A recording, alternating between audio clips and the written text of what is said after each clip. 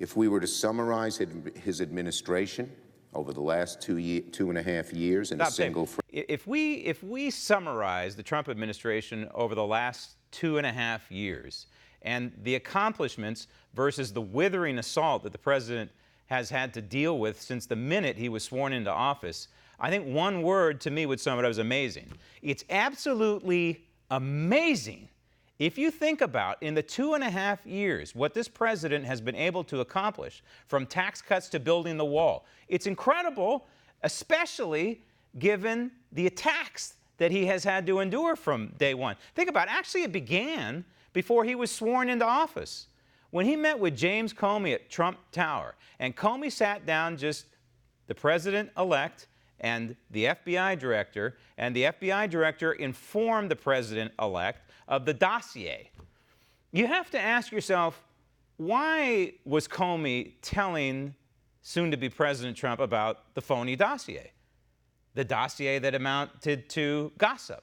And Comey allegedly and admittedly said that, hey, this dossier is not confirmed, and we have no way of confirming the information that's inside of it. Of course, we now know who built the dossier with help from operatives inside Russia, the Democrat National Committee. So, of course, it's not going to be anything that be construed as worthy of an FBI investigation.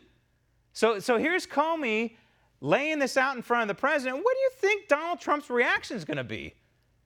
Good Lord, it's a bunch of lies. It's a bunch of gossip. And anybody who's been on television for any length of time understands how horrible and maniacal and devastatingly harmful this gossip and these lies can be. And so this is what was laid out in front of soon-to-be President Trump by the director of the FBI. So what was Comey's motivation there?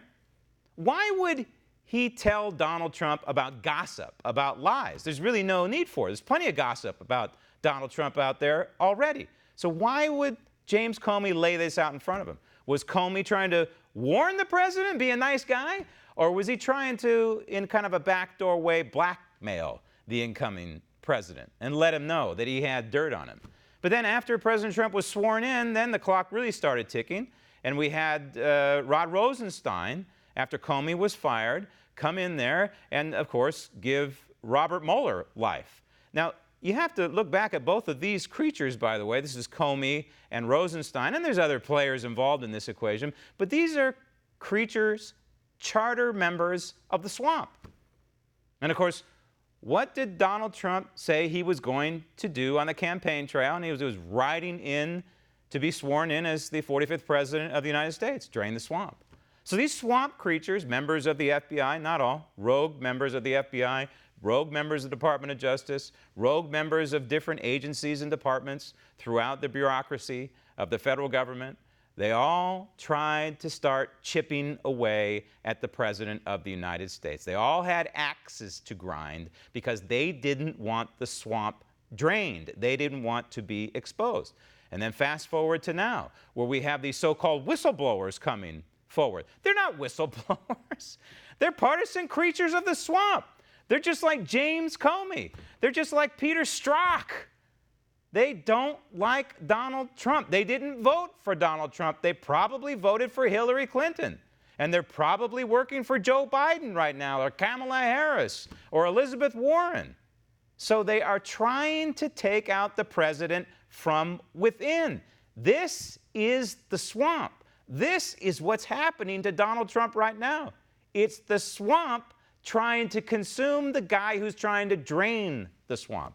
And so when you look at all of that and you consider what Donald Trump has had to endure over the first 2.5 years of his presidency, and then you look at the accomplishments of being able to secure the border, he has changed the paradigm at the border. Yes, we were flooded with all kinds of illegals while he was president of the United States because of bad immigration law. And so what did the president do? Just throw up his arms and say no? No.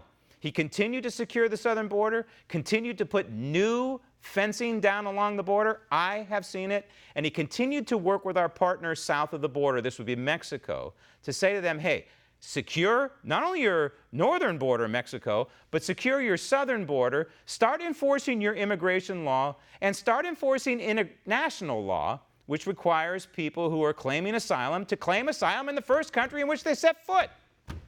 It is amazing what this president has accomplished, Senator Schumer. So 1 year from now, the American people, for them, it will come down to a choice. Believe a partisan maniac like Chuck Schumer, or believe their own eyes, their own pocketbooks, and the reality that the 45th president has opened the floodgates once again to economic prosperity. Want to see more videos like this? Click on the link below and subscribe to One American News on YouTube, and call your cable provider and kindly demand that One American News is added to your lineup. Call and subscribe today.